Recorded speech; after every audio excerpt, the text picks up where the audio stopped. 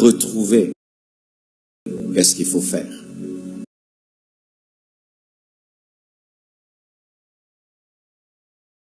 Car sachez, mes frères et sœurs, il n'y a pas d'alliance sans communion et il n'y a pas de communion sans dialogue. Et donc, il n'y a pas de communion sans prière. Un chrétien qui vit dans la communion avec Dieu prie. C'est l'un d'ailleurs des signes qu'un homme est en communion avec Dieu. Il prie, il prie, il prie. Le Seigneur est venu aujourd'hui t'aider à redécoller. Préparez-vous à redécoller. Alléluia. Voici ce qui arrive. Lorsque tu perds la vie de prière et tu te décides, je dois recommencer à prier, rassure-toi que tu entres par la porte. La première chose, rassure-toi que tu entres par la porte qui est Jésus. Ce n'est ni par force ni par puissance. Il faudrait que Dieu te fasse grâce et il ne fait grâce qu'en Jésus-Christ. Donc si tu veux reprendre ta vie de prière sans compter sur Jésus, tu vas échouer. Tu vas échouer. C'est pourquoi tu échoues. Et tu échoues. Pourquoi? Parce que tu veux entrer là où se trouve l'arche, mais sans passer par la porte du parvis. Seigneur, je ne prie plus. J'ai perdu ma vie de prière, mais je viens au devant de toi au nom de Jésus, restaure-moi. Ne viens pas avec ta propre volonté, tes propres décisions, ta propre discipline, ton propre programme. Désormais, je vais prier 4 heures du temps, je vais faire ceci. Si tu fais tout cela sans compter sur Jésus, tu vas abandonner. Chaque fois que nous perdons la vie de prière, en soi, nous perdons le chemin de la porte. Ta communion avec Jésus est perdue. Tu dois la retrouver. Jésus doit redevenir la personne la plus merveilleuse de ta vie. Amen. Et tu entres. Mais voilà ce qui va t'arriver. Quand tu vas commencer à prier, tu vas vivre les manifestation de ta maladie spirituelle. Ça veut dire que l'habitude que tu as prise à ne pas prier va refuser de te quitter. Où il y a du bruit, tu pries, les pensées divaguent. Tu pries, ça divague. Tu as du mal à rester sur une requête. Tu ne ressens même pas la présence de Dieu. Tu ne ressens même pas la gloire de Dieu. Tes pensées vont dans tous les sens. Tu commences même à te rappeler des choses inutiles, mais dans la présence de Dieu. Tu n'as même pas quoi lui dire. Tu ne sais pas rester sur une requête. Tu ne sais pas rester fixe. Tu t'assieds, tu t'agenouilles, tu te tiens debout, tu te grattes. Tu sens tout en toi, c'est la démangeaison. Tout te dit de te tenir debout et de sortir. Beaucoup de gens lâchent quand ils arrivent là. Ils disent, ah, ça va pas marcher. Non, c'est normal qu'il y ait du bruit dans le parvis. N'oublie jamais l'existence du lieu très saint quand il y a le bruit du parvis. Tu dois résister. Résister. Ton corps te dit arrête. Tu dis je continue. Les pensées vont dans tous les sens. Tu dis je continue. Je ne vais pas lâcher. Et voici une chose qu'il faut faire. Éteignez vos téléphones. Éteins ton téléphone. Ferme la porte. Chasse tout ce qui peut te distraire. Car si tu ne le fais pas, tu vas commencer la prière au parvis. Tu la finiras au parvis. C'est-à-dire tu feras une prière dans laquelle tes pensées n'étaient pas fixes. Tu n'avais aucune joie, aucun plaisir. Dans cette prière, c'était lutte et forcing et forcing et forcing. Et quand tu finis la prière qu'à ce niveau-là, tu en sors insatisfait. Vous voyez, l'homme, il est fait de corps, d'âme et d'esprit. Lorsque tu pries au niveau du parvis, c'est une prière où tu sens ton corps. Tu pries, mais tu n'as pas conscience du Saint-Esprit Tu sens plus la fatigue de ton corps, que tu as faim si tu jeûnes, tu as sommeil, tu sens des trucs. Là, c'est ton corps, le parvis. Et voici ce qu'il faut faire pour vaincre quand tu as ce niveau-là. Tu dois aller au niveau de la cuve des reins. Si tu vas vers la cuve des reins, tu vas oublier toutes les femmes qu'il y a dans le parvis, les allers-retours des lévites, des sacrificateurs, les animaux qui font du bruit. Tu vas te laver. Voici, lorsque tu es distrait et que tu veux reprendre ta vie de prière, purifie-toi. Demande à Dieu pardon pour tous tes péchés. Concentre-toi sur ta vie et sur toi et Dieu. Regarde-toi dans le miroir. Amen. Hein? Mire-toi devant la parole de Dieu pendant que tu pries. Vois-toi devant Dieu. Qu'est-ce que Dieu me reproche? Oh Seigneur, pardonne-moi. Eux, ils étaient lavés par l'eau, mais nous sommes lavés par le sang de Jésus. Amen. Seigneur, pardonne-moi, efface mes péchés, parce que la culpabilité empêche d'être concentré. Amen. Et sentir que Dieu peut te reprocher des choses t'empêche d'être concentré. Et tu demandes à Dieu pardon pour tous tes péchés. Et tu te mets en ordre avec Dieu.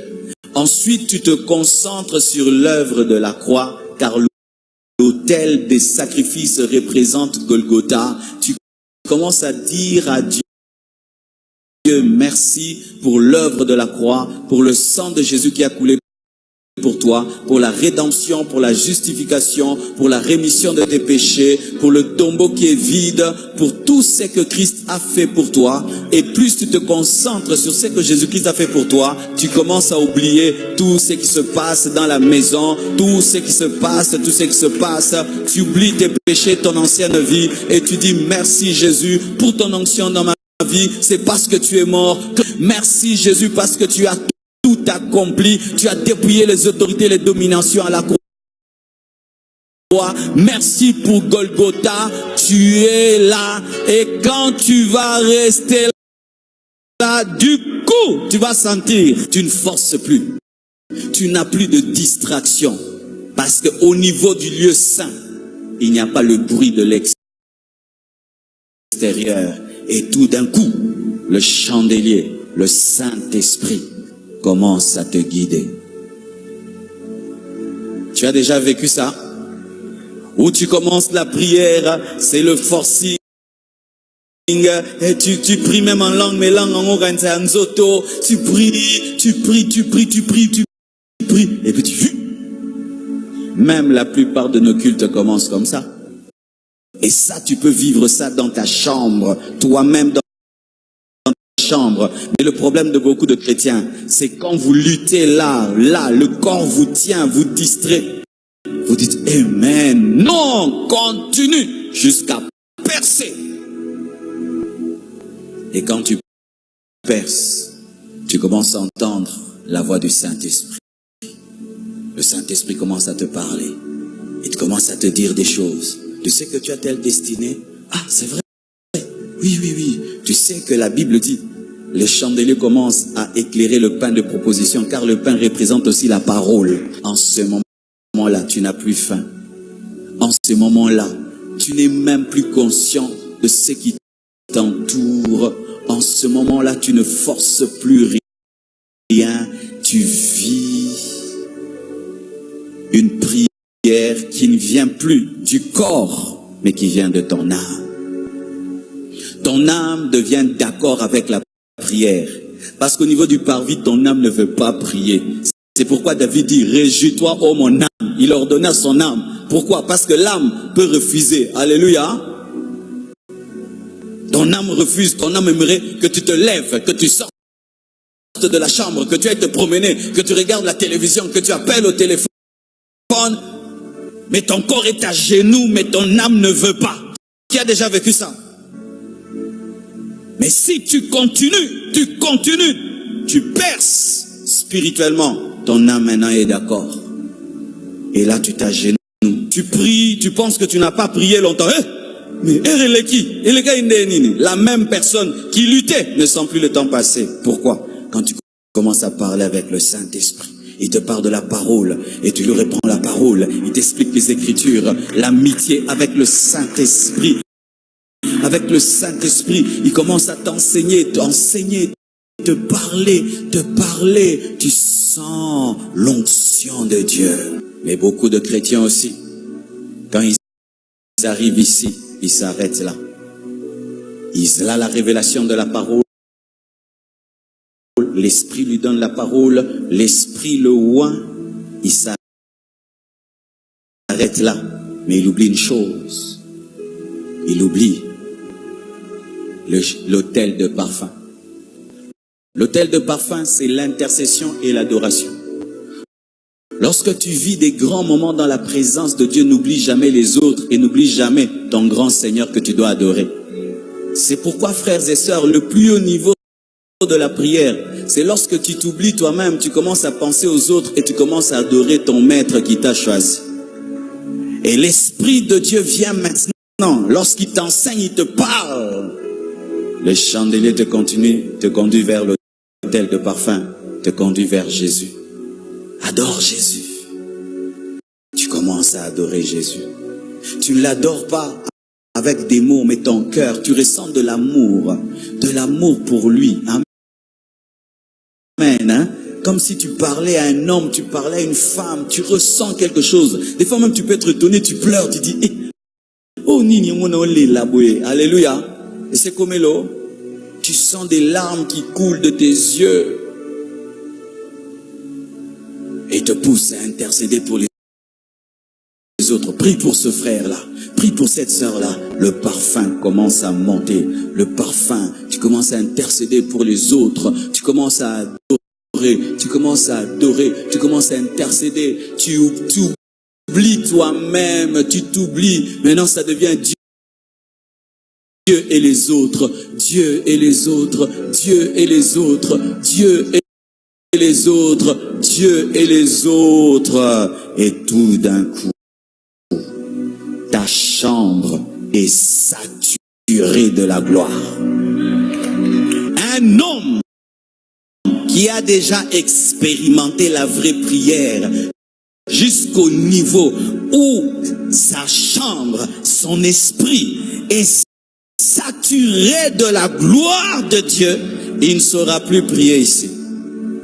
Il ne saura jamais faire les prières du parvis. Jamais. Jamais. Jamais. C'est comme un vrai sportif. Il ne peut pas faire un entraînement de 5 secondes et puis il arrête. C'est l'échauffement. Et un vrai homme qui a déjà connu l'intimité profonde avec Dieu, au point où tu oublies tout. Il devient tout pour toi. Tu ne sauras plus vivre une vie de prière, de distraction. Mais il y en a ici. Vous, quand vous priez, c'était là. Si tu ne pries que là, tu ne connaîtras jamais qui est Dieu. Tu connaîtras le bénéfice de la croix, que Dieu pardonne les péchés, les prières des bébés spirituels. Vous connaissez les bébés spirituels, c'est tous ceux qui savent faire quand ils prient. Dieu pardonne-moi, Seigneur pardonne-moi, Seigneur pardonne-moi, Jésus pardonne-moi, lave-moi pour les péchés d'hier, Seigneur pardonne-moi. De prière de là. Oh Jésus, tu es mort pour moi à la croix, Seigneur délivre-moi, bénis-moi. Le parvis. Mais quand tu grandis, tu commences à causer avec le Saint-Esprit dans la prière. L'Esprit commence à t'enseigner, te donner le pain. Il éclaire le pain. Il éclaire des versets que tu avais lus. Tu commences à les comprendre davantage, à les saisir davantage. Tu commences à entendre la voix de Dieu. Tu commences à dire, Dieu m'a parlé quand je priais. Il commence à éclairer certains domaines de ta vie que tu ne voyais pas. Il te dit, mais tu sais, tu as aussi tel potentiel. Oh, moi, oui, tu as tel potentiel. Et il commence même à te donner les noms des gens quand tu pries.